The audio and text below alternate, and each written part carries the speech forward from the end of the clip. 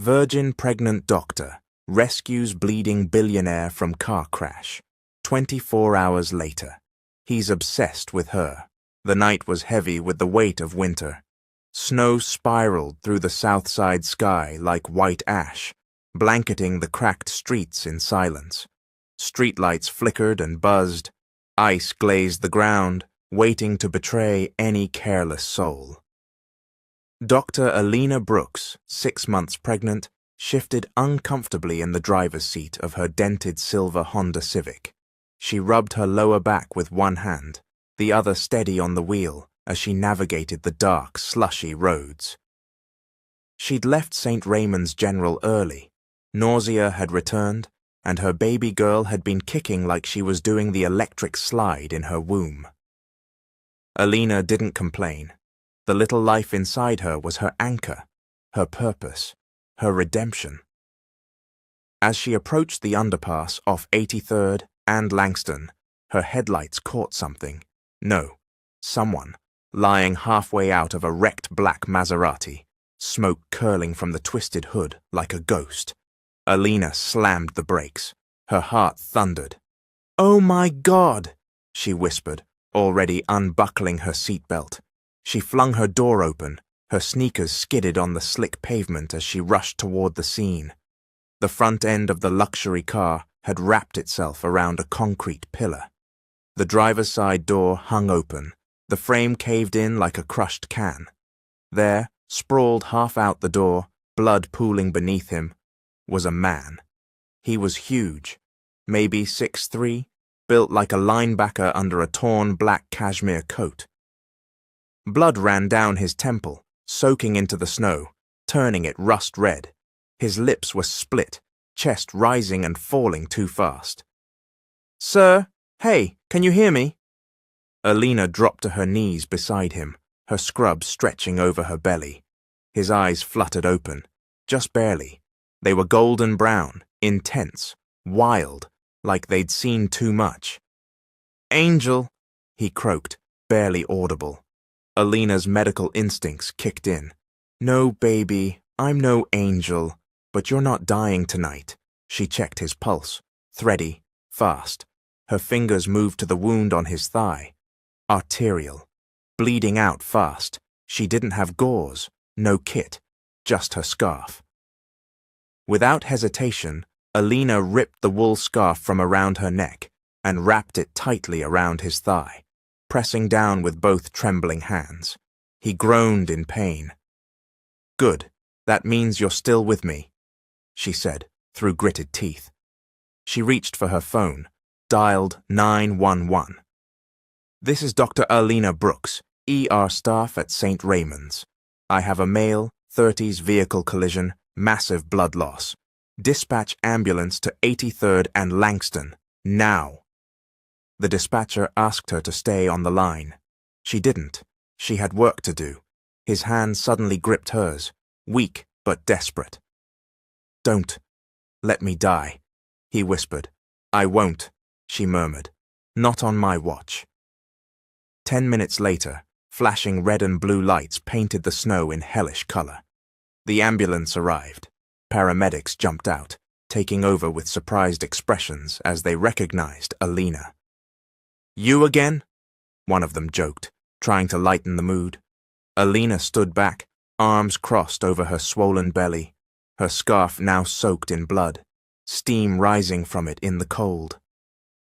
"I think he's in shock. Lost a lot of blood," she said. "And he called me an angel." The medic smirked. "Well, he's not wrong." Alina didn't smile. She watched as they lifted his body into the ambulance, his arm falling limply off the side of the gurney. Just before they closed the doors, his eyes flicked open once more. Through glassy pane, he looked for her, and found her, and for 1 second she felt it, a pull, a tether, like fate had shifted. Then the doors shut, and the ambulance disappeared into the snowy dark. Alina stood alone in the street, snow falling gently on her hair, the roar of the engine now a distant echo. She didn't even know his name, and she had no idea that he would change everything. The hospital lights blurred above him, each white panel humming like a wasp hive. Zion Kane stirred beneath layers of gauze, warmth, and ache. His thigh burned like it had been carved by fire. A heart monitor beeped in steady rhythm, but he barely registered it. What he did see, what he couldn't stop seeing, was her. The woman with cocoa skin glowing under icy streetlight, wide, determined eyes, a face calm in chaos, a voice steady as thunder. She had pressed her hands against his bleeding thigh, fearless, even as his blood soaked her scarf. "You're not dying tonight." She'd said it like a promise. Zion shifted in the hospital bed, gritting his teeth. He hated weakness. He hated needing anyone. His whole empire, Kane Tech, his global tech dynasty, had been built on power, isolation, and precision. So why the hell was he lying in a Chicago ICU with only one thought in his head? Who was she? Across town, Alina sat on her couch, legs propped on a pillow. She sipped ginger tea, rubbing the side of her belly as baby hope kicked again. Okay, Mama hears you," she whispered, chuckling softly, but her mind drifted back to him, the man in the car. There had been something unnerving in his gaze. Not fear, not confusion, just intensity, like even through the haze of blood and pain he was studying her. Alina shook the thought away. He was just another trauma, another near-death moment in a long career of them. But why couldn't she stop thinking about his eyes? Meanwhile, in the secure wing of St. Raymond's, Zion's trusted assistant, Elias Reed, entered the room quietly. Trim suit, Bluetooth in his ear, face lined with tension. "Boss," he said softly, "glad you're conscious." Zion turned his head. "Where am I?" "Local hospital, Chicago. We used one of your decoy identities as ordered. Public still thinks you're in Iceland." Zion exhaled. "The car?" "Sabotaged, confirmed. Whoever did this wanted you dead, not injured." Zion's jaw tightened. "I want names." "We're on it. But first, the woman who found you. She's interesting." Zion sat up straighter, ignoring the bolt of pain in his leg. "What do you mean, interesting?" Elias handed him a tablet. Alina's face lit up the screen, a photo from her hospital ID badge. Zion stared, transfixed. Dr. Alina Brooks, 27, emergency medicine, widowed, 6 months pregnant, no criminal record, student loans paid off through a federal program, applying to open a free women's clinic in Englewood. Zion scrolled slowly, eyes narrowing. She didn't belong in chaos. She was too good, too bright, like someone carved out of light and stitched into this broken world. "Find her," he said quietly. Elias blinked. "Sir?" "I want to speak to her, privately, today." "Mr. Kane, with respect, you nearly bled out last night. You should rest." Zion turned, his gaze deadly. "I rest when I'm dead. I need her name cleared to enter this wing. Now." Alina was in the middle of updating a patient's chart when the intercom buzzed overhead. "Doctor." "Brooks, please report to ICU room 12. Special consult request." She frowned. "Special consult?" she muttered. "I'm not even on call for ICU today." Still, she washed her hands and made her way up. The moment she stepped into room 12, her breath caught. He was there, cleaned up, alert, dressed in a hospital gown but somehow still radiating authority. He looked even more dangerous awake. "You," she said, heartbeat spiking. Zion's eyes raked over her, stopping on her round stomach, then rising to meet her gaze. "You saved my life," he said simply. "Now I need to understand why." Alina crossed her arms. "I'm a doctor. That's what we do." He tilted his head. "You could have waited for an ambulance, but you used your scarf, risked yourself. You were pregnant and still knee-deep in blood like it was nothing." Alina narrowed her eyes. You call that nothing? Zion chuckled, a deep, dangerous sound. Number, I call it unforgettable. Silence settled between them, thick with unspoken things. Then Zion said, I want to help you. Help me? Your clinic, your dream. I know the grant board rejected your proposal. I can fund the entire thing, tomorrow. Alina took a slow step back, voice tight. I didn't ask you for anything. Number. But I owe you everything. Her jaw clenched. I don't want your money. I just want you to heal and disappear, back to wherever billionaires go when they almost die. Zion's gaze sharpened. You don't get it yet, do you? He stood, limping slightly. 24 hours ago, I was ready to bury people, destroy empires. I thought I knew what mattered. Then you bled with me in the snow. He stepped closer. Now all I can think about is you. Alina's heart pounded. She wasn't ready for this. She didn't want this, but her lips parted before she could stop herself. Who are you really? Zion's voice was velvet and steel. Zion Kane, CEO of Kane Tech, billionaire. And now, your problem. The next morning, Alina woke to the sound of her phone buzzing non-stop. 8 missed calls, 5 texts from unknown numbers, a message from the hospital board. Her pulse quickened. Then she saw the delivery notification. Ms. Alina Brooks, you have a package waiting at the front desk. She waddled to the lobby of her apartment complex, still in her robe and slippers, expecting medical samples or another misplaced Amazon order. Instead, sitting on the front desk, like something out of a gothic fever dream, was a black velvet box the size of a shoebox, with a single black rose resting on top. A note was tied around the stem in precise handwriting. You saved my life. Let me change yours. ZK. Alina's breath hitched. What the hell? She didn't open the box. She didn't want to see what was inside. She didn't have time to be anyone's fantasy, savior, or obsession, especially not one belonging to a billionaire who thought generosity gave him access. Still, she carried the box upstairs and left it unopened on the kitchen counter. Meanwhile, across the city in the penthouse suite of the Grand Royal Hotel, Zion Kane stood shirtless, his torso taped from rib to hip, bruises blossoming across his caramel skin. But his mind wasn't on the pain. It was on her. On the way she looked at him with fire in her eyes. On the way she refused him like no one else ever had. He tapped his phone. Elias. Yes, Mr. Kane.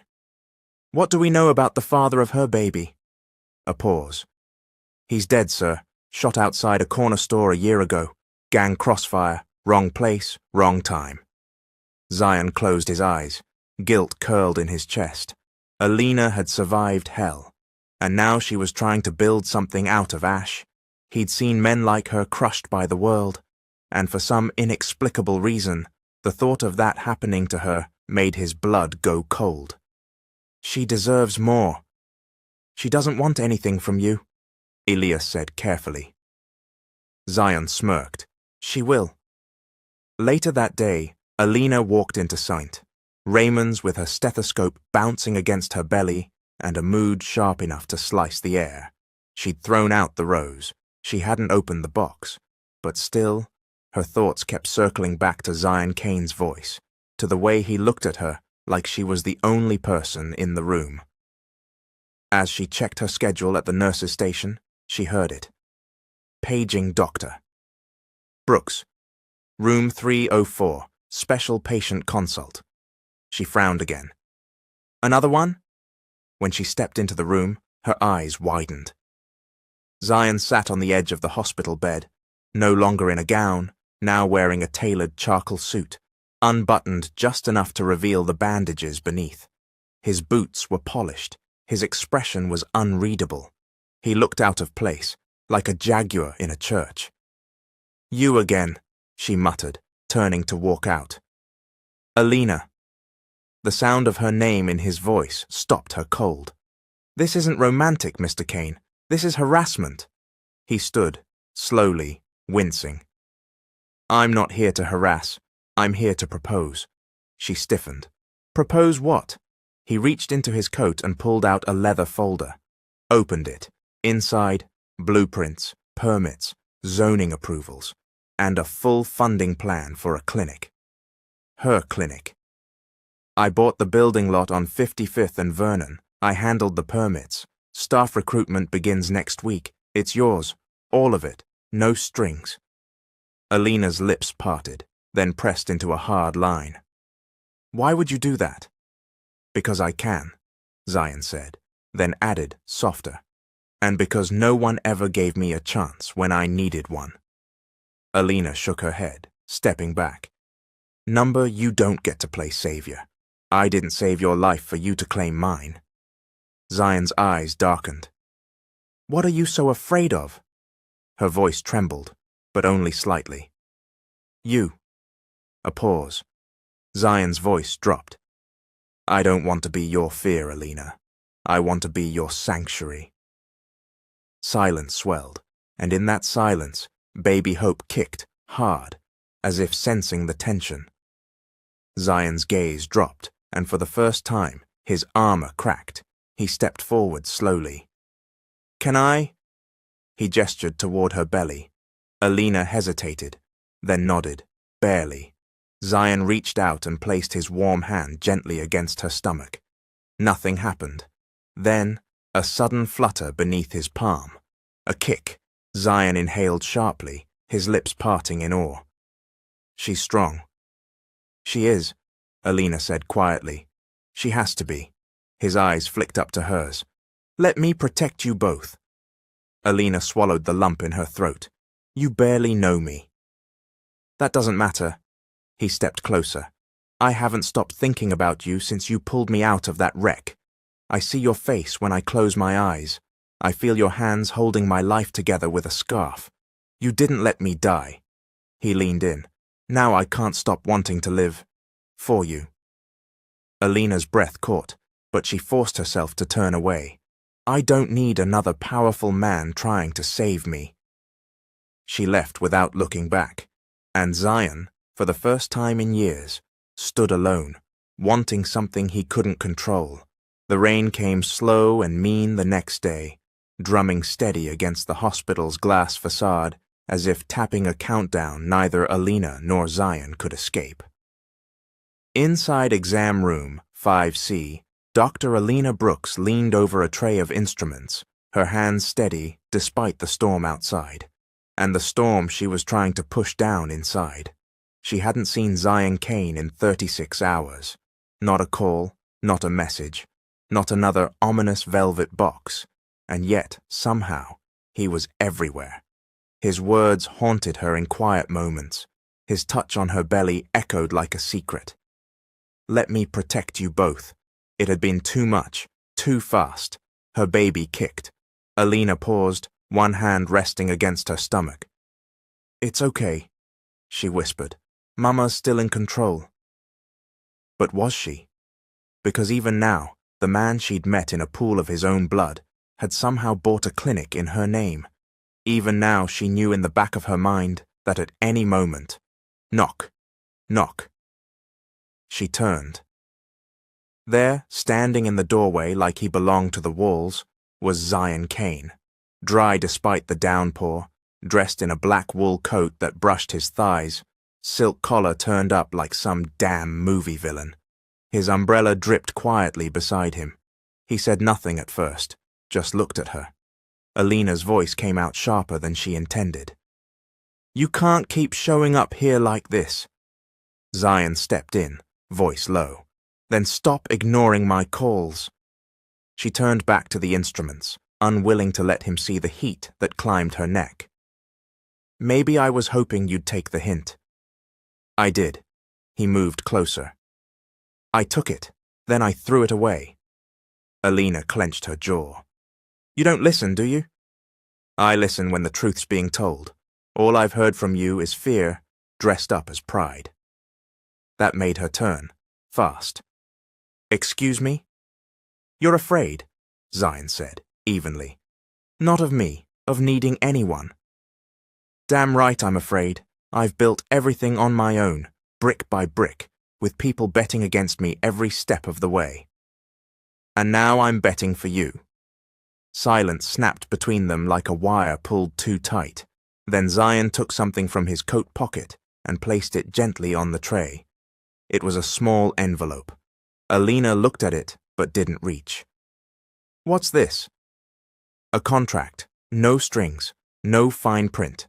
The clinic, fully funded. Staffing budget, supplies, utilities, and the lot title, in your name." "Why?" she demanded, hands clenched. "Why would you just give me something like that?" His eyes were soft now. No steel, no arrogance. Just a man too familiar with silence. "Because when I was bleeding in that car, you didn't ask me who I was. You didn't look at my suit or my face or my bank account. You saw blood and risked your life, and your baby's, to keep me breathing." He stepped closer. "And because I see you, Alina, I see a woman building hope in a city full of wreckage, and that's the kind of empire I want to stand behind." She blinked, slowly. Tears stung her eyes, but she refused to let them fall. She looked down at the envelope. He added gently, "I know what you're thinking, that this is a leash, that you'll owe me." "Won't I?" He shook his head. "Not unless you count naming rights for the waiting room." Alina almost smiled, but something caught in her throat, a sound between laughter and grief. "You know the last man who offered me the world?" Zion's expression darkened. "Daniel, your fiancé." Alina nodded, slowly. "He died buying formula and a heating pad. Shot while walking past a fight that wasn't his. I got a phone call while I was prepping for night shift. Didn't even get to say goodbye." Zion reached for her hand. She didn't pull away this time. "Then let me give you something he didn't get the chance to. Let me finish what he started." She looked up at him then, really looked. This man, this billionaire, this storm in a suit. He wasn't just obsessed, he was wounded, just like her, carrying a different kind of grief. And maybe, just maybe, they recognized the same wreckage in each other. "One condition," she said at last. Zion raised a brow. "This clinic is for women who've been forgotten, black women, moms, survivors. If you so much as try to slap your name all over it, like some kind of monument," he cut her off, "then I've missed the whole damn point." They stood like that for a long time, until finally Alina picked up the envelope, opened it, read the first line. Alina's house. A women's wellness clinic, named exactly how she'd written it on her rejected grant proposal, 6 months ago. Her fingers trembled. She looked at Zion with wide, confused eyes. "How?" "I have resources," he said simply, "and I never forget a name." That evening, as Alina sat in her apartment with the documents spread across the table, baby hope fluttered lightly in her belly. For the first time in months, the ache behind her ribs loosened. She picked up the pen, stared at the line where her signature was meant to go. Her phone buzzed again. This time, she answered. Zion's voice came through like silk on smoke. "Have you decided?" She didn't say anything at first. Then, "You're dangerous." "So are you." She smiled faintly. "I'll sign, but if you step out of line, I'll cut you off faster than that artery in your thigh." Zion laughed. "Duly noted, Dr. Brooks." And for the first time since Daniel's death, Alina felt something like power return to her chest. Only this time, she wasn't holding it alone. Zion Kane had faced hostile boardrooms, cutthroat mergers, attempted assassination, and a childhood that tried its best to swallow him whole. But nothing prepared him for Baby Yoga Tuesday. He stood awkwardly in the back of a community rec center gym, dressed in all black, while a sea of pregnant women in colorful leggings stretched and breathed to soft music. The room smelled faintly of lavender, sweat, and oatmeal cookies. Tiny paper hearts dangled from the ceiling. And there, at the front of the room, with her belly leading like a small moon in orbit, was Alina. Zion watched her laugh, correcting another woman's posture with gentle hands. Her energy was different here, lighter, radiant, and yet, as if sensing his presence, she glanced over her shoulder and caught his gaze. She blinked, then smirked. "You're late." Zion shifted uncomfortably, approaching her slowly, trying not to step on any yoga mats. "I wasn't sure what one wears to a prenatal yoga class." "Certainly not leather boots," she said dryly. "But I suppose billionaires don't come with common sense." A few women nearby giggled. One of them, a short woman with bright red braids, whispered, "Girl, who is that tall drink of goddamn?" Alina didn't answer, but her cheeks turned warm. Zion stood beside her as she finished instructing a deep breathing exercise, then led the class into cool down. As the women relaxed, Alina stepped off her mat and turned to him. "Why are you here?" "You said you were teaching today. I wanted to see you." "So you just decided to crash a yoga class for pregnant women?" "Technically," Zion replied. "I donated new mats and an air filtration system to this building last night, so I'm not crashing, I'm inspecting." Alina arched an eyebrow. "You're inspecting?" "Strictly professional." She shook her head and turned away, trying to hide the smile tugging at her lips. But the truth was, she liked seeing him here. She liked that he didn't seem to care how out of place he looked, standing tall and expensive among worn tile and thrifted decorations. She liked that he watched her not with desire, but with something gentler, something reverent. And then, it happened. The baby kicked, hard. Right as Alina turned, the pressure hit so abruptly that she gasped, grabbing Zion's arm for support. "Whoa!" Zion's hands went to her waist immediately, steadying her. "What is it? Are you okay?" Alina breathed through it, one hand instinctively moving to her belly. "Yeah, just strong movement. She does that when she's excited." "Excited?"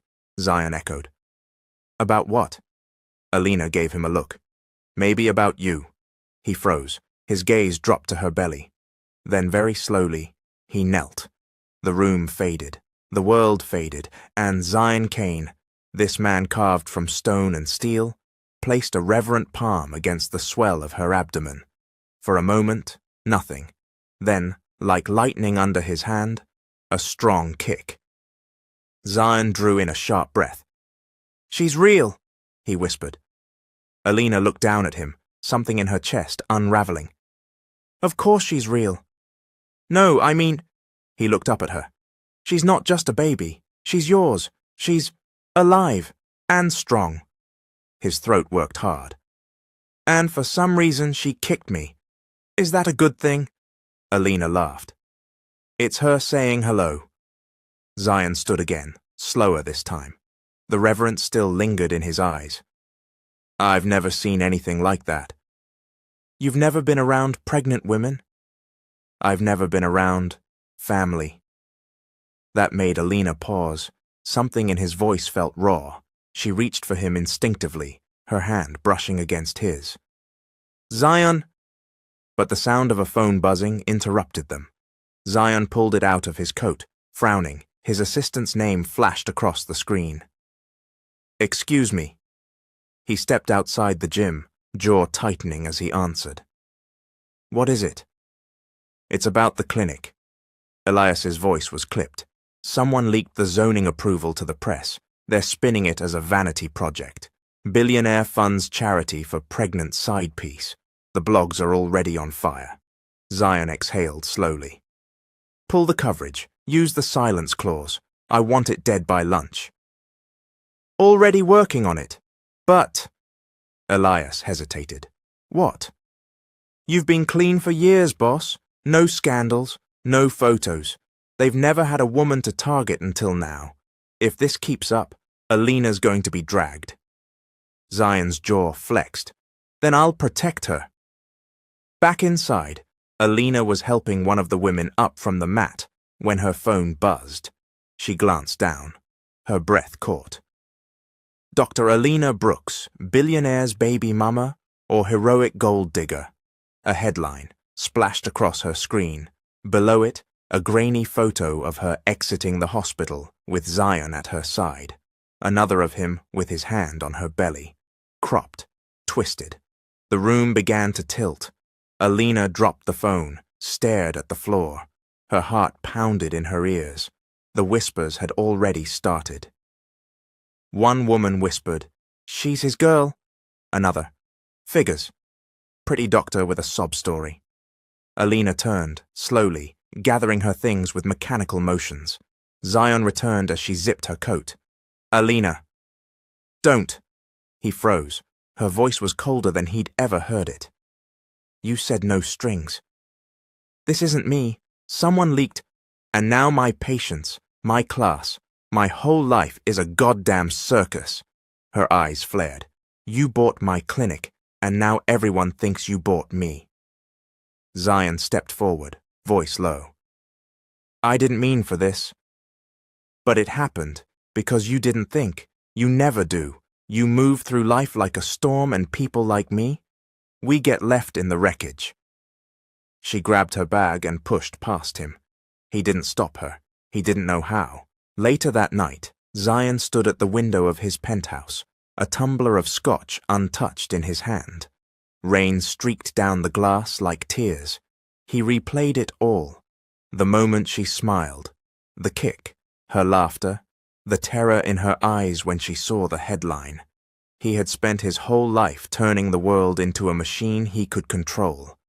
Building, break, own. But Alina wasn't a machine. She was a woman who had bled beside him in the snow. A woman who carried life inside her. A woman who hadn't asked for his empire, only a little piece. He looked down at his untouched drink, then poured it out, and pulled out his phone.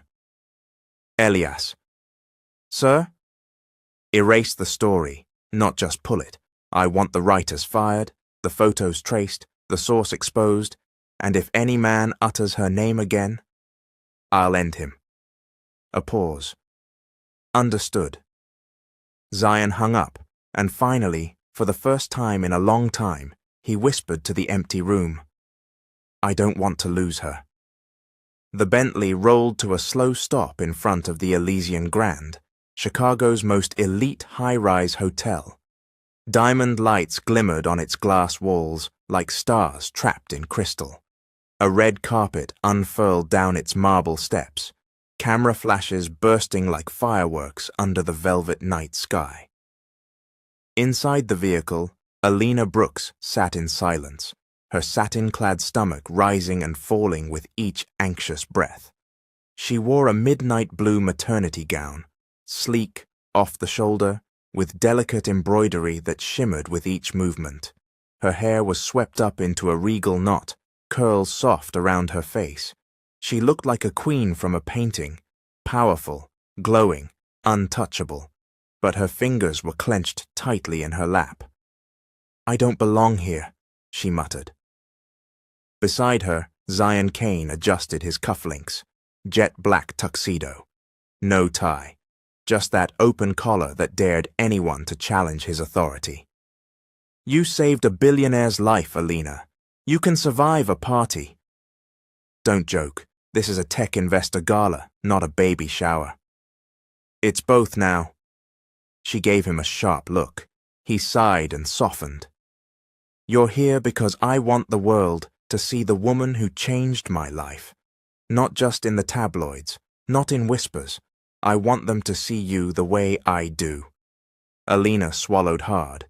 She still didn't trust all this attention, especially after what happened in the yoga class, the headlines, the whispers, the labels, but something in Zion's voice.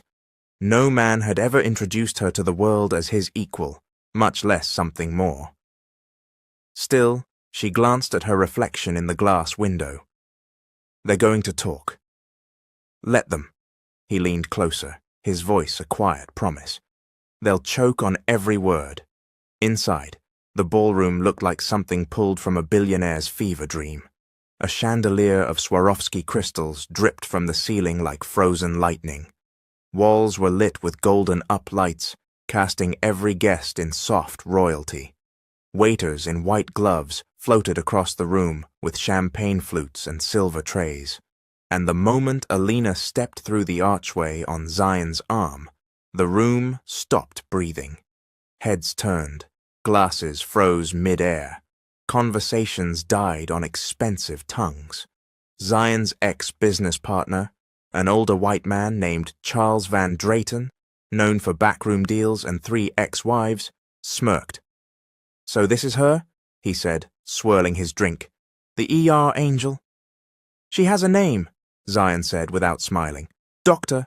Alina Brooks." A woman in a red sheath dress leaned in, blonde, sharp as a scalpel. "She's very pregnant." Zion turned, his arm protectively around Alina's waist. "That's called life. You should try creating something that doesn't bleed people dry." The woman blinked, flustered. Alina leaned in close to him, whispering with a smirk, "You have a way of clearing a room without raising your voice. It's a gift." They made their way through the crowd, Alina tense, smiling with perfect grace, while Zion fielded greetings from hedge fund demons and venture capital vampires. A few guests asked Alina awkward, invasive questions. "How far along are you? Is Zion the father? Is it true he bought you a clinic?" Alina answered them all with poise, charm, and just enough edge to remind them she wasn't someone's prize. She was the prize. But when Zion stepped away to speak to a senator, a different kind of predator emerged from the crowd. Serena Boyd, Silicon Valley royalty, heiress to a biotech empire. Tall, sleek, pale as a pearl, with eyes like ice water. Her lipstick matched her claws, both blood red. She stopped in front of Alina with a serpentine smile. "So you're the reason Zion cancelled 3 board meetings and dropped $500 million in shares last week." Alina arched an eyebrow. "And you're the reason I smell plastic surgery and desperation?" A beat, a flash of teeth.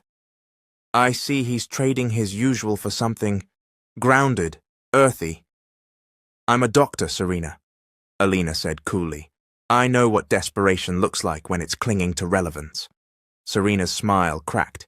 "Enjoy your 15 minutes. Alina gave a slow nod. "I plan to." Zion returned just in time to see Serena stalk off, heels clacking like daggers.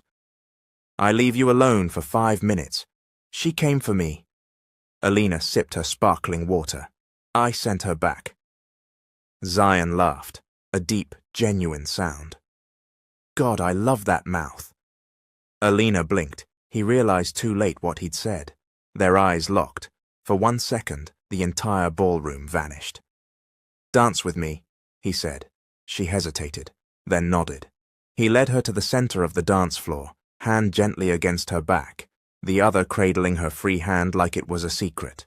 The band slowed. The world slowed. They danced, not with wildness or formality, but with quiet gravity. 2 broken people, orbiting each other like stars caught in a new gravitational pull. Alina laid her head lightly against his chest, feeling the steady beat of his heart beneath silk and muscle. Zion leaned close, his breath brushing her ear. "You steal air from my lungs." "You complicate everything," she murmured. He smiled. "Then let's be complicated, together." She pulled back slightly, looking into his eyes. "I don't need a man to complete me, Zion." "I know," he said. "I just want to be the man who reminds you you're already whole." Alina opened her mouth, but then the flash of a camera went off. Then another. The press had caught them. Phones were up. Paparazzi had slipped in. Zion's expression darkened, arms tightening protectively around her. "We're leaving." 20 minutes later, they were back in the Bentley, city lights streaking past the windows. Neither of them spoke for a long time. Then Alina turned to him. Why do you always want me in your world? Zion looked at her. Because your world saved me, and I want to build a bridge between both. She stared at him, then slowly reached down, took his hand, and placed it against her belly. The baby kicked, strong, like an answer. Alina's voice was soft. Then let's build it slow. Zion squeezed her hand, brick by brick, and in the warmth of that car, under the watchful eyes of the city, two people scarred by life and fame took one fragile, perfect step towards something they both thought they'd lost, a future. The south side of Chicago wasn't on any billionaire's real estate brochure. It wasn't shiny, it wasn't curated, it didn't gleam under the flash of gala lights, but it was real. And today, Zion Kane, in designer boots too clean for these cracked sidewalks, was walking through it. He kept his steps slow, deliberate, black wool coat buttoned to the throat, eyes sharp beneath dark shades. He drew looks like a lion on a leash, too polished for this place, too powerful to ignore. Beside him, Alina moved with the confidence of someone who belonged. Her coat was thrifted, her boots were scuffed, her scarf was knitted by a neighbor down the block, but she walked with her chin high, a queen of the asphalt. You don't have to do this, she murmured, watching him sidelong. I want to see where you came from. Zion's voice was quiet, sincere. Why? Because if I don't understand your world, I'll never deserve to be in it. That stopped her. She looked at him, lips parting slightly, but said nothing. She turned a corner instead, leading him toward Martin Luther King Jr. Medical Free Clinic, the very place that had once patched her up when she was 12, and took a fall down a stairwell after being chased by boys. Inside, paint peeled from the walls like old scabs. The chairs in the waiting room were mismatched, some missing legs. A child coughed in the corner, too quiet for comfort. Zion stiffened. This place is held together by prayer and duct tape. It's also the only reason I'm a doctor, Alina replied. Dr. Hendricks. He let me shadow him when I was 16. He bought my first anatomy textbook. As if summoned, Dr. Hendricks emerged from a back hallway, wiry, gray-haired, and sharp-eyed. Alina Brooks, he said, voice warm. Haven't seen you in too long. I brought someone, she said, stepping aside. Dr. Hendricks looked Zion up and down, then extended a hand. You must be the billionaire. Zion blinked. I suppose I am. You suppose right. I watch the news. You're taller in person, and more brooding. Alina choked a laugh. Zion took the man's hand. Respectfully, sir, I came here to listen. That earned him a nod. They toured the clinic, Zion taking silent inventory of every outdated machine, every broken drawer, every patient waiting too long. One child was sitting on a metal table, shivering. No blanket, just a gown too thin for February. Zion removed his coat and draped it over the boy's shoulders. The child looked up at him like he'd just handed him a magic cloak. Zion's chest twisted. He turned to Alina. This clinic, this city, it doesn't need charity. It needs infrastructure, systems, respect. Alina watched him with a quiet intensity. Now you're starting to get it. Outside, walking past a mural of George Floyd and Sandra Bland, Alina broke the silence. You grew up in Detroit, right? Foster care, bounced between 6 homes, some better than others. Ever come back to places like this? Not voluntarily. So why now? He stopped walking, turned toward her. Because I care about the person who calls this place home, and I don't want to just show up at the glittering parts of your life. I want the whole picture. Alina stared up at him, the way he stood, open and raw in the middle of her block, not pretending to belong, not trying to be the hero, just present. It shook something loose inside her. Before she could respond, a voice cut through the street. Alina? She turned to see Malika, her childhood friend, and the one person who knew every chapter of her life, walking up with her toddler on her hip. "Girl, is that him?" Alina exhaled. "Malika, this is Zion. Zion, Malika." Malika gave him a full-body scan. "Lord, they grow them that fine in Billionaire towers?" Zion didn't flinch. "Only on the top floors," Malika cackled. "I like you." Alina blushed. "He's just visiting." "Mm-hmm. Well, if he steps out of line, I know where to find him. Right, Billionaire?" "You do," Zion said with a polite smile. "And I'll answer." Malika walked off laughing, and Alina gave him a glance. "You handled that better than most." "She loves you. That means I'll work twice as hard to earn my place." Alina didn't speak, but something in her chest softened, dangerously. That night, back in her apartment, she made tea while Zion watched her from the worn armchair. "How are you feeling?" he asked. "Tired, grateful, conflicted." "Conflicted?" She turned. "This thing between us, it doesn't make sense. We're from two different galaxies. I patch up broken ribs with gauze and hope. You erase entire headlines with a phone call." "And yet," Zion said, rising to his feet, "you saved me with a scarf and your bare hands." He stepped closer. "You call that imbalance. I call it fate." Her breath caught. "Fate's cruel." "Not always." He reached down, gently touching the place where their child moved beneath silk. "Sometimes it gives you a second chance in a snowstorm." Suddenly, the door burst open. "Alina!" Her mother, Darlene Brooks, stood in the doorway, eyes narrowed, her expression a mix of shock and fury. She froze when she saw Zion. "Is this the man the internet's calling your new baby daddy?" Alina went still. "Mama, please. You bring him into this home after everything we fought to build." Zion stepped forward, calm. "Mrs. Brooks, I assure you, I don't need assuring from a man who plays God with money. You think just because you wrote a check, you can touch my daughter like she belongs to you?" Alina's voice rose, sharp. "Mama, that's enough." Darlene's eyes were glassy. "You're carrying your dead fiancé's baby, and now you're dancing with a man who will never understand what it means to stay, what it means to struggle." Alina trembled, but she said quietly, "Zion does understand. Maybe more than either of us." Darlene looked between them, then turned and left, the door slamming behind her. The silence that followed was thick. Zion didn't speak. He just reached for her hand, and she let him. 3 days. That's how long Zion Kane had been silent. Not a call, not a message, not a whisper. And Alina Brooks noticed every hour of it. At first, she'd convinced herself it was nothing.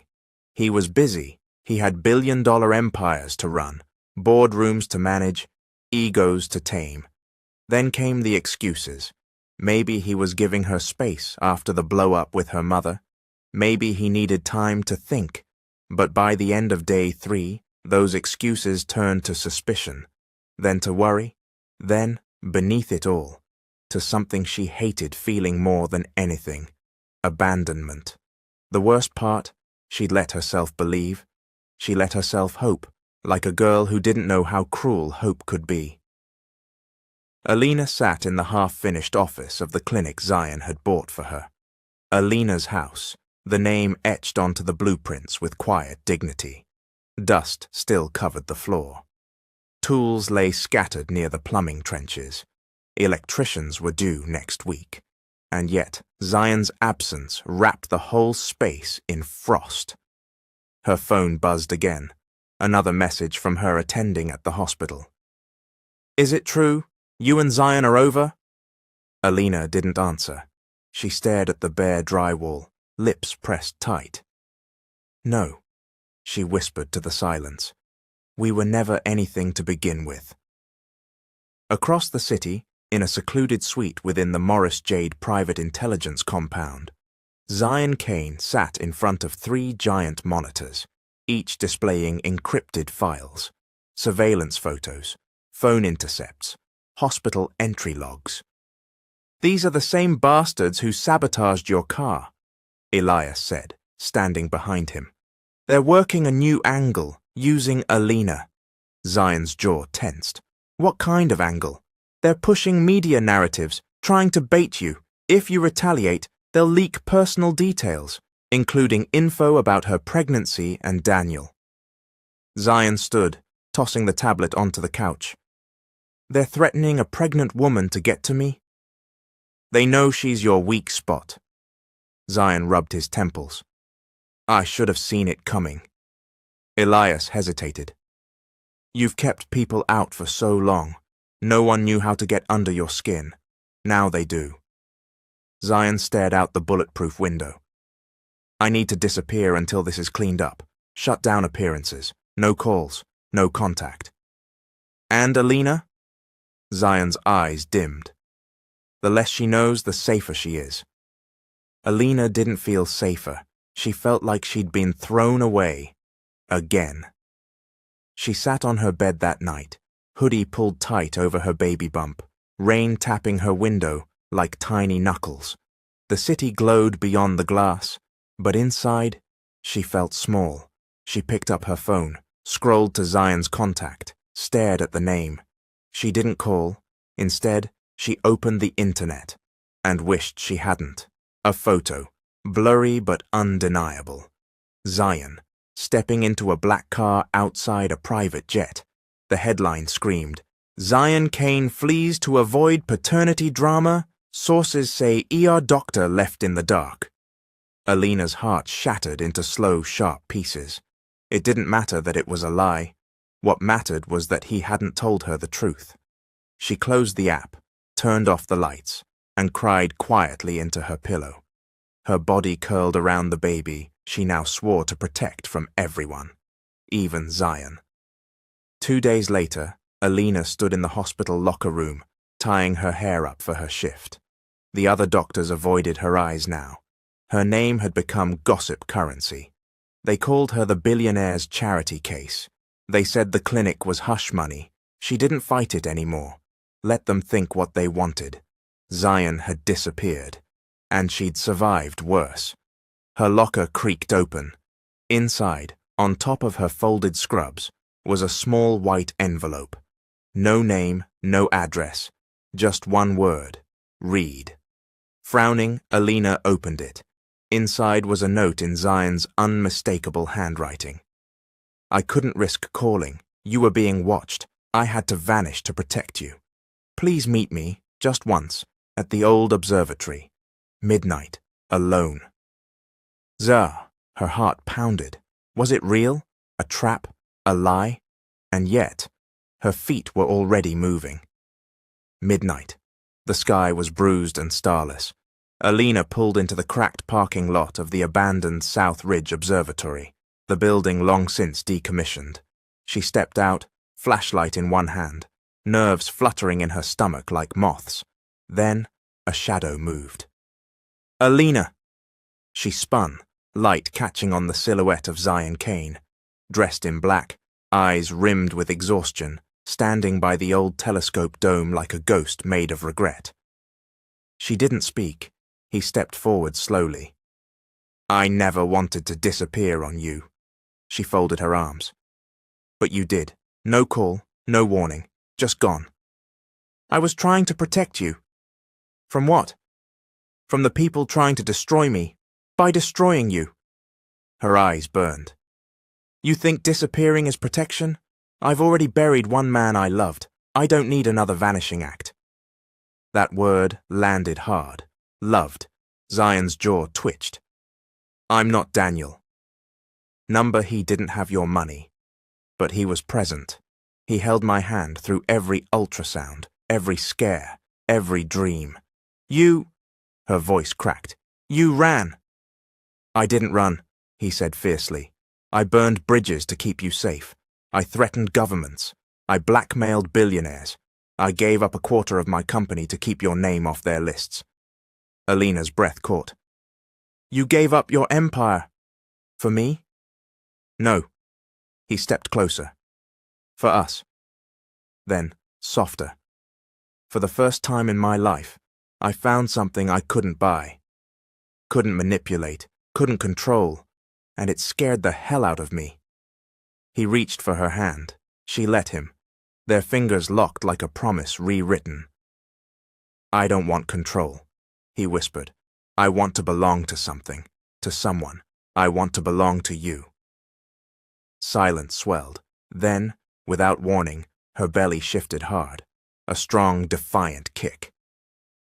Zion dropped to one knee, instinctively, both hands against her stomach. Tears formed in his eyes. She's still choosing you, Alina whispered. Then let me choose you too. She smiled through the wet shimmer in her lashes. One condition. Anything. You disappear on me again, and I'll break your billionaire kneecaps. Zion laughed, a deep, healing sound, then rose to his feet and kissed her forehead with reverence.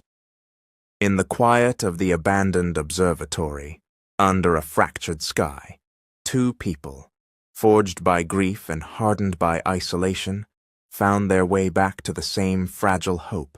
The sky cracked open over Chicago, like glass breaking.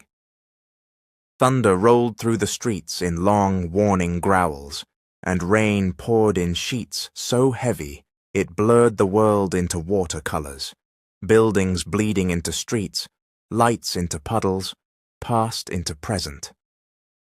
Alina stood beneath the creaking awning of the community library, her umbrella long since surrendered to the wind. Rain soaked her coat, her curls clung to her temples, and her belly ached with the weight of the day. But her heart felt full of something sharp and unfamiliar. Hope, maybe, or foolishness. She hadn't decided yet. She glanced at her phone again. Still nothing, no Zion. She'd come here because of a voicemail, his voice low and urgent. If you're still willing to see me, I'll be outside the place where we first argued. You called me arrogant. I still think about that every time I open my mouth. It had made her laugh. It had also made her come. Now, 20 minutes past midnight, she wondered if she'd made a mistake, until she saw headlights slice through the rain. A sleek black car pulled up, tires hissing against the flooded curb. The door opened slowly, and Zion Kane stepped out, soaked within seconds, his suit clinging to him, eyes locked on her like she was gravity. You waited. You're late. He walked toward her, each step deliberate, every movement heavy with meaning. I ran through traffic. That's got to count for something. Why didn't you just say what you meant on the phone? Because saying it over voicemail felt like cowardice, and if I was going to lay it all out, I wanted to do it soaked, humbled, and standing in front of the only woman who ever made me nervous. Alina's chest tightened. Zion stepped under the awning, only inches from her now. Water dripped from his lashes. His jaw was tense, but his eyes were tender, like he was fighting back everything except truth. Say it then, she whispered. Zion's voice was a rough whisper. You terrify me. Alina blinked. Excuse me? You terrify me, Alina, because you didn't want my money. You didn't care about my name. You didn't flinch when I bled in front of you. You didn't crumble when I vanished. And somehow, you make me feel like I'm not a monster. The words broke something open in her. He continued. I've loved beautiful women, slept beside powerful ones, but none of them ever made me feel small in the best way. You do. He paused. You walk through this world with cracked knuckles and open arms. You build hope where most men build walls, and I don't want a life where I look back and wonder what would have happened if I let you slip away. Alina's throat worked hard. Zion, no more contracts, no more power games, just this. He took her hand, placed it against his chest. Me, you, and that fierce little heartbeat inside you who keeps kicking me when I get too close. Alina laughed, sharp and wet, tears lost in the rain on her cheeks. She knows what's good for her. Zion leaned forward, his lips hovered just a breath from hers. Then can I show you what's good for you? The world stilled, no flash of paparazzi, no headlines, no whispers, just rain and breath and skin.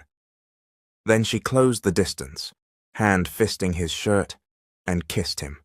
It wasn't soft, it wasn't tentative. It was two storms colliding. It was months of withheld desire, of broken trust, rebuilding in heat and desperation. Her lips tasted like rain and defiance. His hands cradled her back, pulling her in with reverence, even as the baby between them forced them to find new angles of closeness. When they finally broke apart, breathless, Alina pressed her forehead against his. I didn't think I'd ever want to kiss someone again. I didn't think I'd ever deserve it. They stood like that for a moment, two silhouettes in a sea of rain, bonded not by perfection but by choice. Later that night, back in her apartment, Alina sat on the couch, wrapped in Zion's dry jacket, while he knelt in front of her, rubbing her swollen feet with slow, intentional care. The lights were low, jazz played soft from the speaker. Baby Hope kicked occasionally, as if reminding them she was still part of the conversation. No man has ever touched my feet before, Alina murmured. Then all of them were fools, Zion said. She watched him, marveling at the man who had once seemed untouchable, now kneeling before her like she was holy. You're full of contradictions, she whispered. Try me. You rule boardrooms like a tyrant and you butter my toast without asking. Balance, he said, with a soft smirk. You scare powerful people and tuck me in like you're afraid I'll break. Because I am. That caught her. Why? He looked up, voice raw. Because I've never cared for something fragile before. I've broken people, crushed companies, ended careers. But you're not something to win. You're someone I want to be worthy of. Silence settled. Then he reached into his pocket and pulled out a small box. Not a ring, not a diamond. Just a simple, elegant bracelet, engraved with the words, Fierce, Forged, Free. What's this? She asked. The first gift I ever designed myself. He fastened it around her wrist, then held her hand to his heart. For the woman who doesn't need me, but who I'll spend the rest of my life trying to earn anyway. Alina swallowed the lump in her throat. Zion. Don't answer tonight. Just know, I'm not going anywhere. Not again. When she fell asleep that night, wrapped in Zion's arms with his breath warm against her neck, and their child kicking softly between them, Alina didn't dream of grief. She dreamed of forever. Messy, complicated, beautiful, and, for once, hers. The sun rose with the gentle warmth of spring, painting Chicago in soft gold and pale blue, the kind of morning that made the air feel forgiving. But Alina Brooks had woken up feeling suspicious. Something was off. She could feel it in the way Zion was humming in the kitchen. He never hummed. The man didn't hum. He strategized. He dominated. He brooded in three-piece suits. But today, he was humming while flipping pancakes, barefoot, shirtless, and looking too damn pleased with himself. What are you hiding? She asked, stepping into the kitchen wearing one of his oversized dress shirts and a pair of leggings that barely stretched over her belly. Zion turned around with a smirk, spatula in hand. You'll find out soon. Zion. He walked over, set the plate down, and pressed a kiss to her forehead. Trust me. She raised an eyebrow. You've been humming Ain't No Mountain High Enough for 20 minutes. If there's no mountain, there's definitely a hill you're dragging me up. Zion chuckled. Put on something cute, stretchy, and maybe bring your heart medicine, just in case. She narrowed her eyes. If you bought me a car, I swear to God I will throw it in the lake. It's not a car. Is it a goat? He blinked. Why would I buy you a goat? I don't know. Rich people do weird things when they fall in love. Zion stepped forward and gently ran a hand along her swollen belly. I'm in love, but not insane. She looked up, caught off guard by how sincerely he said it. Her heart fluttered, still wary, but fluttering. An hour later, Zion led her, blindfolded, into a place that smelled faintly of fresh paint and vanilla-scented candles. She held his arm tightly. If I trip, I will sue you for everything but the baby name rights. He snorted, then removed the blindfold. Okay, now. Alina opened her eyes and froze. They were standing inside the main hall of her clinic, freshly painted in soft, warm colors. White fabric hung from the ceiling beams. Gold balloons spelling out, "Welcome, Baby Hope," danced in the breeze of the AC. Dozens of people, friends, hospital staff, neighbors, her yoga students, even her old high school teacher, all turned to cheer. Surprise! A slow, stunned smile spread across Alina's face. Her eyes shimmered. You did all this? Zion leaned close. You saved my life. Thought I'd return the favor with a little joy. She turned, wrapped her arms around his neck, and whispered against his skin. I love you. Just a little bit. Maybe a lot. His heart nearly stopped beating. The baby shower was filled with music, laughter, and soft chaos. Children ran through the halls with glittering wands. Nurses from the hospital competed in a diaper-changing race using baby dolls. Malika brought a tray of sweet potato cupcakes and danced to Beyoncé with a toddler on her hip. Zion watched Alina glide through the crowd, radiant in a lilac maternity dress, her cheeks flushed with real happiness. He had thrown business launches in Dubai and private galas in Monaco, but this was the most beautiful event he'd ever been part of, because this was hers. Then, everything changed. It happened in an instant. A new guest walked in through the side door, alone, no invitation, no hesitation. Tall, dark brown skin, elegantly dressed, eyes like daggers. Marla Johnson, Alina's late fiancé's mother. Alina's body tensed the moment she saw her. Zion, watching from across the room, noticed the shift in Alina's entire frame. What is she doing here? Alina whispered. Malika, standing beside her, hissed. Girl, I didn't invite her. Marla approached slowly, her heels clicking across the polished floor, expression unreadable. Zion moved toward them, but Alina held up a hand. I've got this. She stepped forward, heart thudding. Ms. Johnson. Marla looked her up and down. So it's true, you're with him now. Alina didn't flinch. He's been here for me, consistently, kindly. Kindness doesn't undo the past. Alina felt her throat tighten. What do you want? I want to know why I had to find out from a blog that my grandchild is almost here. Zion finally stepped beside Alina. His presence was a wall behind her. You could have called, Alina said evenly, but you didn't, not once in 7 months. Because I couldn't bear to see you living without my son. Zion's eyes narrowed. Alina's jaw clenched. Then maybe don't walk into my baby shower and ruin what little peace I've built in his absence. Marla's voice cracked. He wanted this. A family. A daughter. You. I should be part of that dream. Alina's anger faltered. There was pain in her voice, grief too raw to fake. Then say that, Alina whispered.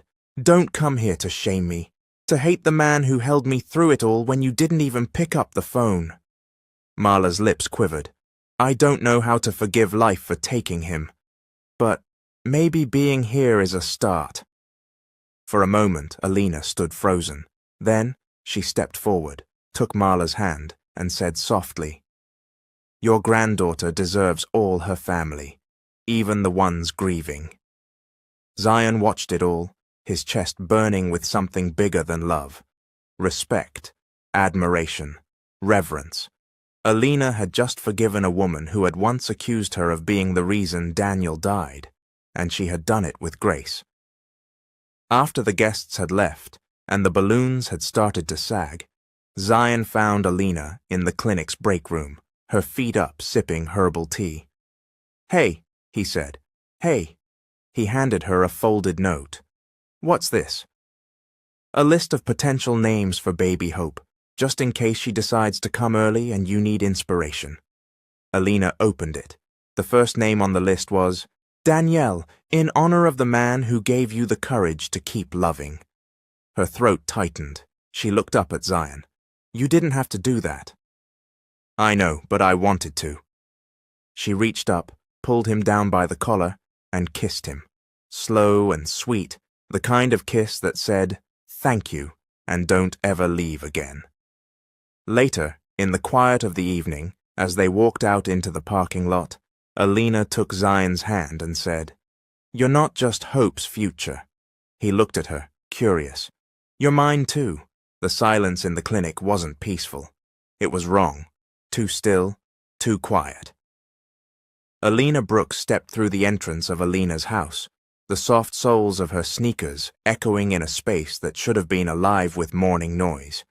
Patients waiting in the lobby, nurses laughing in the break room, the hum of hope working its daily miracle. But today something felt broken. She walked deeper, her steps cautious, one hand resting protectively on her belly. The front desk was empty. The lights were on, but flickering. And then, just outside the staff lounge, she saw it. The shattered glass. Her chest tightened. The coffee machine had been thrown to the floor. Tables overturned. Papers scattered like feathers in a storm. "No!" she breathed. She turned toward the administrative hallway and froze. Her office door was open, files pulled out and dumped on the floor. Spray paint smeared across the wall, read, "Nothing but a gold-digging whore." Alina stepped back, her stomach twisting with nausea. Not pregnancy-related this time. This was deliberate. Someone had broken into her clinic, trashed her dream, and tried to tear apart the only thing she'd built with her own hands. The phone in her pocket buzzed. She answered without looking. "Zion." "I know." His voice cut through, low and sharp. "I just got the alert from the building security system. I'm on my way." "How did they get in?" "The alarm system was disabled. From the inside. This was an inside job." Alina clenched her jaw. There were medical records in that office, supplies for the women's shelter, pictures Hope drew. Zion cursed softly under his breath. "Are you okay? Are you hurt?" Number just angry. "Good, stay angry, but do not stay alone." "Zion!" "I mean it. Lock the doors. Get Malika over there if you can. I'll be there in 10. He arrived in 7. Alina watched as Zion stormed in with 2 of his security leads, both ex-military, both scanning every corner with precision. Zion's face was thunder. He crossed the lobby, not caring that his polished shoes crushed broken picture frames beneath him. Whoever did this wasn't here to vandalize, they were here to threaten. "Mission accomplished," Alina muttered, arms crossed, barely able to look at the slur painted across her office wall. Zion turned, jaw clenched. "I'm going to bury whoever did this." "Can you?" He met her gaze. "I already am." Within an hour, the police had arrived, escorted by Zion's private crisis team, and by noon, Alina was being pulled into an emergency board meeting with St. Raymond's Hospital, her place of work. She sat at the long mahogany table, wearing a conservative navy dress that did little to hide the tension in her posture. Across from her sat Dr. Yvonne Harding, the hospital's chief of medicine, immaculate, cold, and politically careful. "Dr. Brooks," she said, steepling her fingers, "the recent attention around your relationship with Mr. Kane has become problematic." Alina held her gaze. "I don't see how my personal life affects my clinical work." "It does when it makes headlines.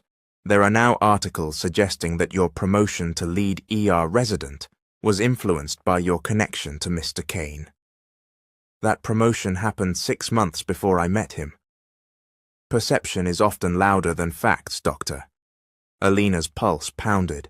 So what do you want from me? Apologize for being pregnant and in love? We are requesting a temporary leave of absence. Alina blinked. You're suspending me. We're protecting the hospital's reputation. She laughed, sharp and bitter. Of course, because protecting black women who serve your patients loyally for 5 years is less important than public image. Yvonne's face didn't change. This isn't personal. It never is until it's a black woman with something to lose. Alina stood. You know I'm good at what I do. I save lives, with or without Zion Kane in my bed. And then she walked out, slamming the door behind her. Zion found her that evening on the rooftop of her apartment building. It had started to drizzle again. Light rain, gentle this time, like the sky was trying to apologize. She didn't look at him as he approached. He took off his jacket and draped it over her shoulders without a word. She whispered, "They suspended me." He exhaled slowly. "I'm sorry. They didn't care that I worked double shifts during the pandemic, or that I delivered 6 babies in 1 week without rest, or that I got stabbed with a contaminated needle and still came to work the next day." She looked up at him finally. "All they saw was you." Zion's chest tightened. "Then maybe they were never worth your loyalty." "Maybe." A long silence stretched between them. Then Zion said, "There's more." Alina frowned. "What?" He reached into his coat and pulled out a file. "My team traced the break-in at the clinic." He handed it to her. She opened it slowly, scanning the photos and security footage stills. The name at the top made her stomach drop. "Harding?" "Yvonne Harding's nephew. He works for a political consulting firm owned by one of my old rivals. They paid him to sabotage the clinic and leak the story to the press." Alina stared, disbelief and fury mixing in her chest. "She had me suspended while her nephew was the one who broke into my clinic?" Zion nodded. "It's deeper than that. They were trying to bait me, destroy you to distract me." Alina's voice shook. "Why didn't you tell me sooner?" "Because I wanted to protect you from the anger, from the hurt. But it still found me anyway." Zion stepped forward. "Then let's burn it down together." She looked at him, eyes wide. "What do you mean?" He took a breath. "We go public. Tell the truth. Clear your name. I'll hold a press conference, show the receipts. Prove that your clinic was earned, not gifted. Prove that you've always been more than a headline." Alina hesitated. That could make things worse. "Or it could end this once and for all." He reached for her hand. "You saved my life in a dark alley. Let me help you take back yours." She stared at him, saw the sincerity, the rage, the love. Then slowly, she nodded. "Let's do it." The next day, the press conference was held at Alina's house, with every local news outlet in attendance. Alina stood at the podium, belly visible, voice strong. She told her story, from the night of the car crash to the yoga class invasion to the attack on her clinic. She laid bare the truth, her fight as a black woman in medicine, her grief, her resilience, her refusal to be bought or silenced. And Zion stood behind her, silent, powerful, the shadow behind the flame. When she finished, the room was silent. Then came a single clap, then another, and soon, a standing ovation. That night, Zion sat beside her in the clinic's recovery room, watching her sleep on the exam table, her hand cradling her belly. She'd reclaimed everything, and he, for the first time in years, felt like he'd earned something real. Not bought, not forced, but chosen. The mountain wind howled like it had a soul. Snow slammed sideways against the windows of Zion Kane's Montana estate, turning the pine forest outside into a frozen wasteland. The house, a modern fortress of steel and timber, sat like an island in the storm, buried beneath the weight of white silence. Inside, however, the fire crackled low in the hearth, casting golden light across fur rugs and floor-to-ceiling bookshelves. A pot of herbal tea steamed in the open kitchen, and in the center of it all, Alina Brooks stood barefoot on the heated floors, watching the snow wall itself around the world. Zion stepped into the room behind her, dressed in soft black joggers and a grey Henley that clung to his chest like a second skin. His usual armor, the tailored suits, the CEO edge, the billionaire stillness, had been stripped away. Here, in the storm, he was just a man. "You warm enough?" he asked. Alina didn't look away from the window. "Warm, trapped, slightly terrified." "Of the storm?" "Of what happens now that we have no distractions." Zion walked over, placed his hand gently on her shoulder. "Then let's stop pretending we don't already know." 2 hours earlier, they'd arrived on Zion's private jet, an impromptu retreat after the press conference went viral and her phone exploded with support, outrage and uninvited media offers. Zion had seen the tension in her shoulders, the weight of the spotlight pressing down, so he'd made a decision. You, me, the mountains, no press, no cell signal, just peace. She hadn't argued, but now peace brought reflection, and reflection brought heat and fear. "Do you regret any of it?" she asked now, still facing the storm. Zion stepped closer until their bodies nearly touched. "Which part?" "Letting me into your life, making it messy." He reached around her and placed a hand on her swollen belly. The baby kicked once, twice, then stilled, as if waiting. "I didn't let you in," Zion said. "You broke in, with a bloody scarf and no patience for ego." Alina finally turned toward him. Her curls were loose around her face. Her skin glowed with the quiet fire of womanhood, strength and softness forged together. "You don't talk like a man who's used to losing control," she whispered. "That's because I'm not." "So what is this?" Zion leaned in. "This is surrender." She kissed him first. It wasn't the hungry, breathless kind they'd shared under the rain-soaked awning weeks ago. This kiss was slower, deeper, a confession pressed between lips and silence. Her hands went to his face, his arms went to her back, careful, reverent. When they broke apart, they didn't speak. He simply led her down the hallway, past the glass walls and flickering candlelight, to the master bedroom that felt more like a sanctuary than a space. The storm outside raged louder, but inside, the heat bloomed. Zion helped her undress slowly, not like peeling away layers, but like uncovering something sacred. Alina didn't flinch, not when the stretch marks were exposed, not when the weight of pregnancy made her breath hitch, not when she saw the old scar above Zion's hip and realized even he carried past wounds he never talked about. Their hands explored without urgency. His lips found the space between her neck and shoulder. Her fingers tangled in his hair as she whispered his name like prayer. And when they finally came together, it wasn't perfect. It was real, careful, fierce, slow, electric. Two people, broken, healing, longing, meeting in the middle of a snowstorm to say, "I'm here. I see you. I want this." Afterward, they lay in silence. Zion's fingers traced the curve of her spine. Alina's head rested on his chest, her hand draped across his heart. The firelight flickered on the ceiling like a heartbeat. "I've never felt this safe," she whispered. Zion closed his eyes. "And I've never felt this seen." She looked up at him. "What are you afraid of now?" He hesitated. "That I'll screw this up, that I'll let the darkness back in." Alina shifted, propped herself up. "Zion, You've already walked through fire, and here you are, building homes instead of walls. That's not darkness, that's growth. He blinked at her. You talk like a preacher's daughter. Nah, she smiled.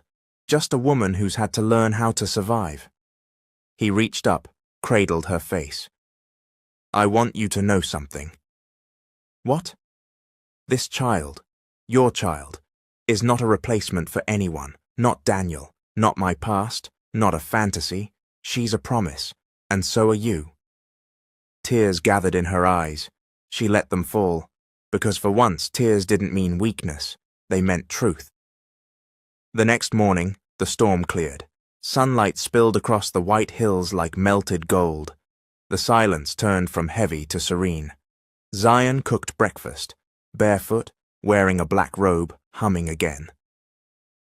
Alina leaned in the doorway, watching him flip eggs with a peacefulness she hadn't seen in him before. He looked over. Don't fall in love with me for my cooking. Too late? He smiled. Good, because I was going to ask you something crazy. Her brow lifted. Like what? Zion set down the spatula, came over, dropped to one knee, and held up. A house key, not a ring, not yet. Just a key. Gold, warm, engraved with her initials. Move in with me, not for the cameras, not for the baby, for us. Alina stared down at him. The man who once stood above everyone, now kneeling for no one but her.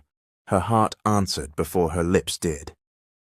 Yes, that night, as they sat by the fire again, Alina resting against his shoulder, Zion whispered, This is the night everything changed. Alina looked up at him. Number. That night happened a long time ago. On a street, in the cold, when you bled and I refused to walk away. She kissed his hand. This is the night we started living. The first thing Alina heard when she stepped off the plane was her name, but not in welcome. It was in a shout, a demand, caught between camera flashes and microphones. Dr. Brooks, is it true you're moving into Kane Tower? Did Mr. Kane buy you the house, or is it another gift like the clinic? Are you going to marry the billionaire who saved you? Flash, flash, flash.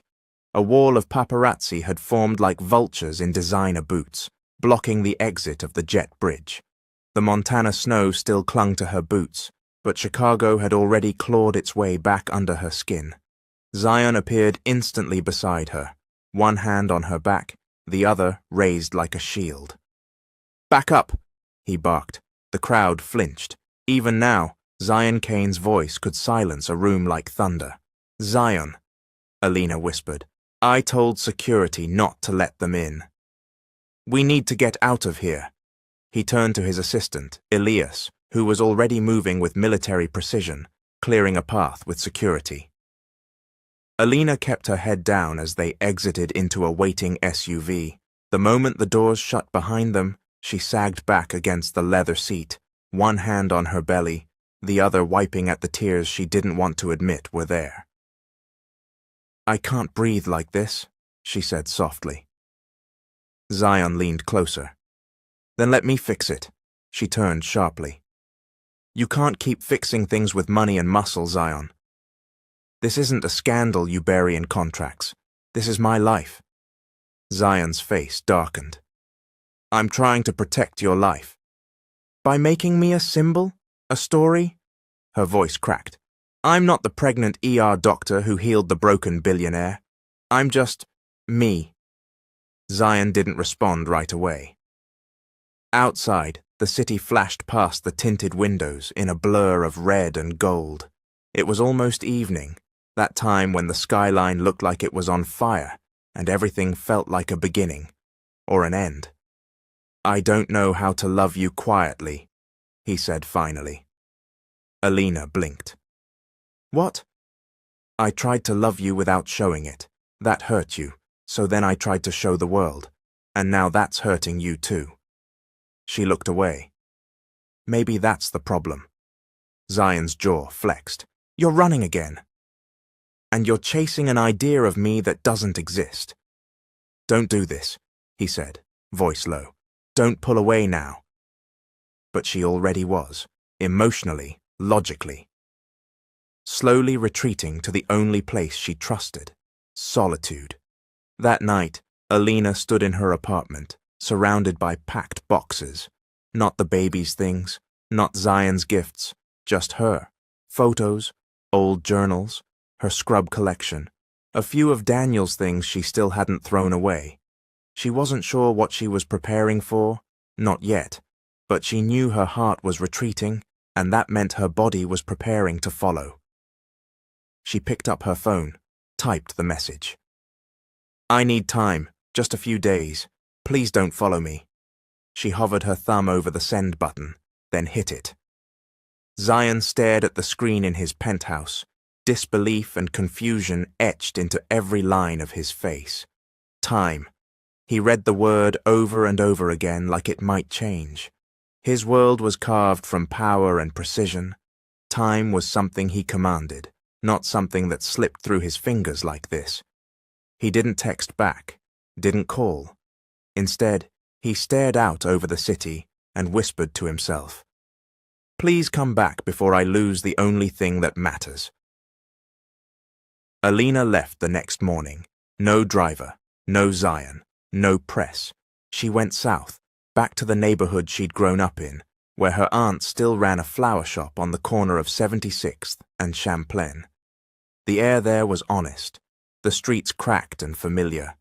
She spent her time walking, writing in her journal, rubbing her belly, and whispering to Hope stories about Daniel, stories about Zion, stories she didn't know how to end yet. He's not the villain, baby girl, she whispered one night, but I don't know if he's our home either. Meanwhile, Zion unraveled. He didn't sleep, didn't eat. Meetings blurred into static. His assistant, Elias, tried everything. Give her space. Let her reach out first. But Zion wasn't made to wait. He was made to build, fix, solve. Only this time, the thing he loved had walked away, and all the power in the world couldn't force her to return. He read every article about her twice, watched the video of her press conference 3 times, looked at the photo of her in the lilac maternity dress, holding her belly with a soft smile that was almost joy. Almost. And he knew. He hadn't earned her peace yet. 3 days passed, then 5. On the 6th, Alina stood outside the clinic construction site, watching a crane lift the final wall into place. Zion had kept his promise. The dream she once scribbled on a napkin was now rising from the ground like a monument to resilience. She pressed her hand against her belly and whispered, Maybe we go back, just to see. That night, Alina walked into the penthouse unannounced. Zion was in the living room, sitting in darkness, drink untouched on the table. When he looked up and saw her, belly round, coat dusted with snow, his breath caught. She stepped closer. I told you not to follow me. I didn't, he said. I waited. A beat passed. I didn't leave because I stopped loving you, she said. I left because I realized I was losing myself in your world, and I've worked too hard to disappear like that. Zion nodded, slowly. I don't want you to disappear. I want you to lead. I want to follow you, into that clinic, into our baby's future, into whatever you decide. She looked at him, stunned. Are you saying? I'm saying I will burn down this empire before I ever risk you feeling powerless again. Alina's eyes shimmered. I don't want you to burn anything. I want you to build something with me. He stood, crossed the room, took her face in his hands. Then let's start now. And he kissed her like it was the first time, like the world had stopped, like nothing mattered but the woman who had taught him that love wasn't power, it was surrender. The chant echoed through the air like thunder. Protect our doctors, protect black mothers. Outside St. Raymond's Hospital, a crowd had gathered, nurses, patients, activists, and local journalists, all standing shoulder to shoulder in the biting Chicago wind. Handmade signs waved in the air. Reinstate Dr. Alina Brooks. Black women save lives. Stop silencing us. This clinic is our hope.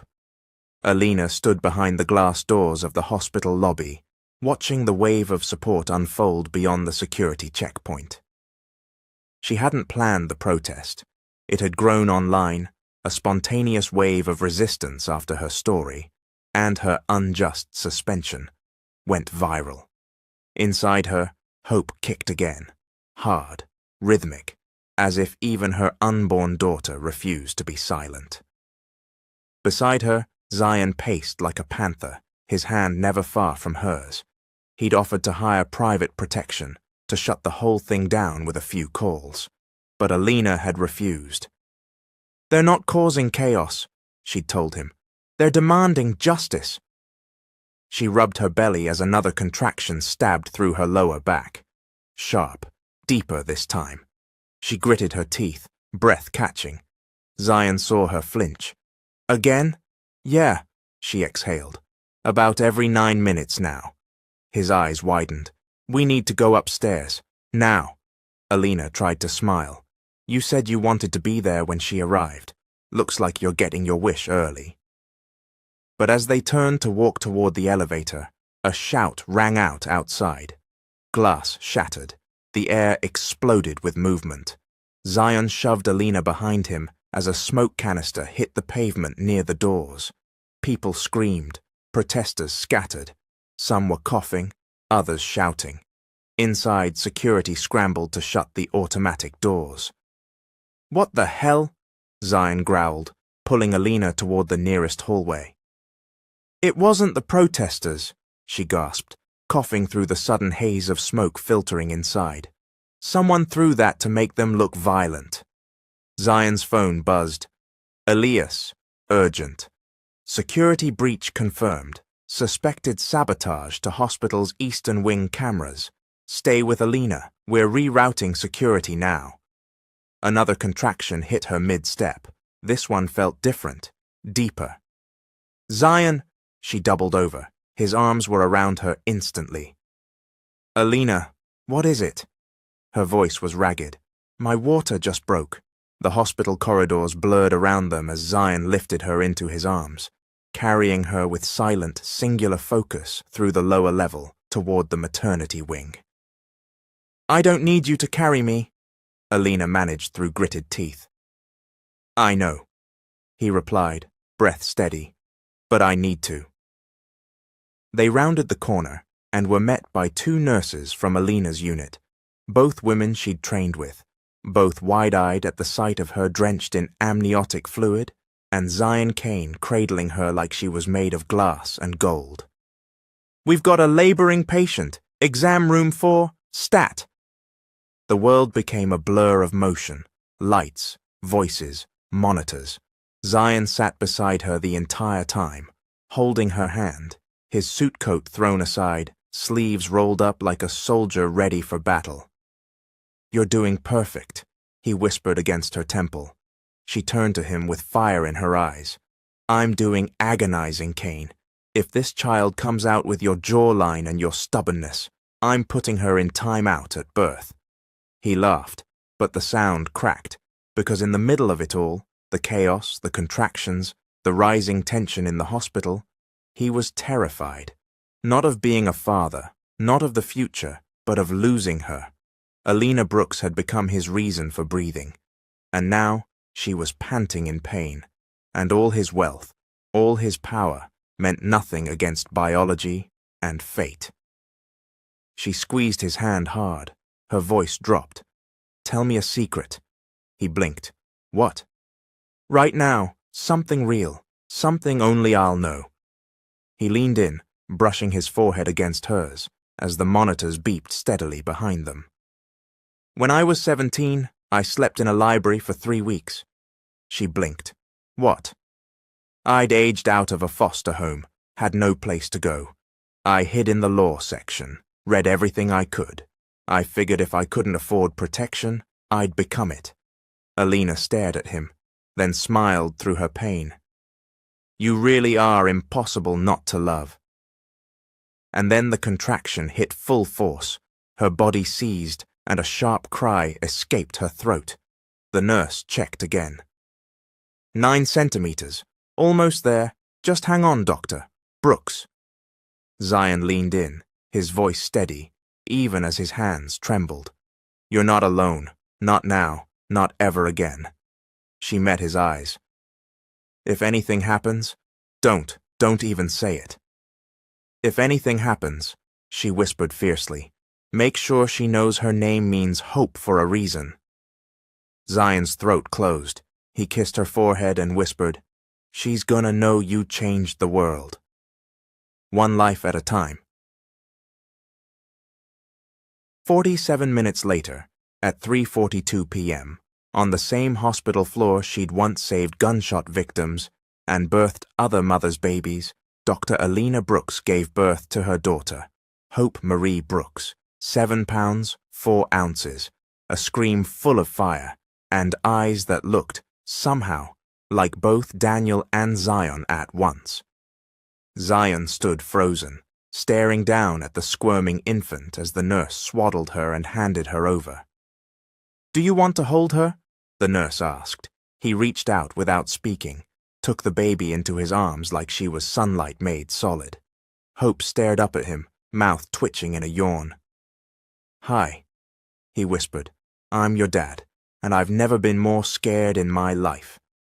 Alina watched from the bed, exhausted but radiant. You're doing fine, she said weakly. He looked at her, and something broke open in him. Zion Kane, man of silence, master of control, ruthless businessman, began to cry.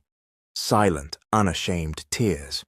For the first time in his life, he wasn't chasing empires. He was home. That evening, the media tried to swarm the hospital again, but Zion's legal team filed injunctions before they could get through the parking lot. He made a public statement. My daughter, Hope, is not a press story. She is not a brand. She is not gossip. She is the future I didn't know I deserved. And the woman who gave her to me is the strongest soul I've ever known. Alina and Zion spent their first night as a family in a private suite with security outside the door and peace blooming between them. Zion held Hope against his chest, skin to skin, while Alina drifted off beside him, her hand still resting on his leg, like she needed to know he was really there. And he was, not just in body, but in heart, in soul, in vow. The sun dipped low over Lake Michigan, casting warm hues of amber and rose across the glittering water. The skyline of downtown Chicago shimmered in the distance, regal and soft against the April evening sky. Inside the newly opened Brooks Kane Women's Wellness Center, the energy was electric. Glass chandeliers sparkled above a sea of well-dressed guests. Live jazz played from a tucked-away corner of the grand atrium, and gold-trimmed invitations marked every table. Welcome to the 1-year anniversary of Hope. Not just the clinic, though that had indeed become a beacon, fully funded, fully staffed, and already treating over 1,000 women a month. But Hope, the baby, the miracle, the legacy. She was there too, sitting in a white and lavender tulle dress in her mother's arms, chewing on a ribbon while hundreds of eyes watched her like she was royalty. Because in some ways, she was. Alina stood center stage, her silk champagne-colored gown hugging her curves with elegant grace. Her curls were pulled into a soft halo, and gold earrings caught the light every time she moved. She looked like a woman at the height of her power, a doctor, a mother, a survivor. She adjusted the mic with one hand while gently bouncing Hope on her hip. When this clinic first opened, I thought it was about access, she began. About closing the gap in care, about giving black women a chance to be seen and heard in the places where our voices are so often ignored. She paused, voice steady. But this clinic became something more. It became a home, a safe place, a declaration. It became hope. She smiled down at her daughter. Named after the tiniest person who reminded me that strength isn't loud. Sometimes it's soft, warm, wrapped in blankets and crying at 3 a.m. The room laughed gently. Zion stood off to the side in a midnight black tuxedo, hands in his pockets, eyes fixed on her like she was made of stars. Alina's voice shifted. There were people who tried to stop this place from being born. People who said I wasn't enough, that I was just a doctor with a scandal, a woman with a past, a single mother who didn't belong in rooms like this. She let that hang in the air for a moment, then smiled. I thank them. Gasps rippled through the room. Because their noise taught me to turn up my own volume, and because if they hadn't tried to break me, I never would have learned how to bend without snapping. She glanced toward Zion. Their eyes met. And I never would have found the kind of love that doesn't demand silence, but stands beside it, lifts it, defends it. A hush fell over the crowd. Alina looked down at her daughter again. So this isn't just a building. It's a thank you letter to every woman who carried something heavy, and to every man brave enough to share the weight. Thunderous applause erupted. Later, after handshakes and photographs and champagne toasts, Zion slipped into the hallway near the rooftop garden. Alina followed. He waited by the marble railing, back to her, city lights stretching out behind him like a sea of fire. You disappeared, she said, smiling softly. Just wanted to catch my breath. Funny, you looked composed to everyone else. That's the Kane brand. He turned toward her. But the man inside, he was melting. Alina tilted her head. What's going on with you? Zion took a step closer, then another. He reached into his jacket pocket. I thought long and hard about how to do this, flashy or quiet, in front of cameras or alone, but you already know me too well. He pulled out a small black box. Alina's breath caught. Zion opened it, revealing a ring unlike any she'd ever seen. Rose gold, a delicate heart-cut diamond set between two tiny sapphires. On the band, the engraving. You're the reason I live. He dropped to one knee, and the city, the world, seemed to go still. Alina Brooks, you saved my life, and you gave me one worth living. You made me a father, a man, a partner. You gave me hope. His voice cracked. I don't want a future you're not in. I don't want a home that doesn't smell like your cocoa butter and baby lotion. I don't want a bed that doesn't have your curls on my pillow. I don't want a life where I'm not fighting for you every day. He looked up at her. Will you marry me? Alina stared at him, then down at Hope, who gurgled in her arms like she understood. And she laughed, not a delicate laugh, but a deep, belly-shaking, soul-filled sound. Zion Kane, she said, stepping forward. You arrogant, brilliant, impossible man. Of course I'll marry you. The ring slid on her finger like it had been waiting for her all along. Zion stood, pulled her into his arms, and kissed her as the city lights burned gold behind them. Outside, on a perfect September morning, the grand opening ribbon cutting was about to begin. Alina wore a soft sundress, baby Hope strapped to her chest, in a carrier covered with sunflowers. Zion stood beside her in jeans and a t-shirt, laughing with neighbors, his arm casually slung around her waist. They didn't look like billionaires. They looked like family, because they were. Inside the shop, her Aunt May was arranging a bouquet of wild lilies and eucalyptus, smiling through her reading glasses. About time y'all tied that knot, she muttered when Zion handed her coffee. He grinned. You'll be officiating, won't you? She cackled. Only if I get to wear silver sequins. Alina's phone buzzed. It was Malika. Girl, guess who just submitted their resignation? Dr. Harding. Caught in a grant embezzlement scheme. Karma's fast these days. Alina smiled, heart full. not from vengeance, but from justice. Zion leaned over and kissed her cheek. "What's the plan for today?" She looked around, the street, the people, the flowers, her daughter. "Just this." He nodded. "Then this is everything." Back at home that night, Alina wrote in her journal while Hope slept in the crib beside her. She wrote the final words of her story, not knowing if the world would ever read them. "I sold nothing to get here. I didn't trade my soul. I didn't give up my name. I didn't need a miracle. I just needed to believe that love, real love, starts when the bleeding stops, when the healing begins, and when you finally let yourself be found." She closed the journal and slipped into Zion's arms, where dreams didn't have to be distant anymore, because they were already here. Here comes the end of Season 1. If you're interested in Season 2, comment Mr. Hope Season 2.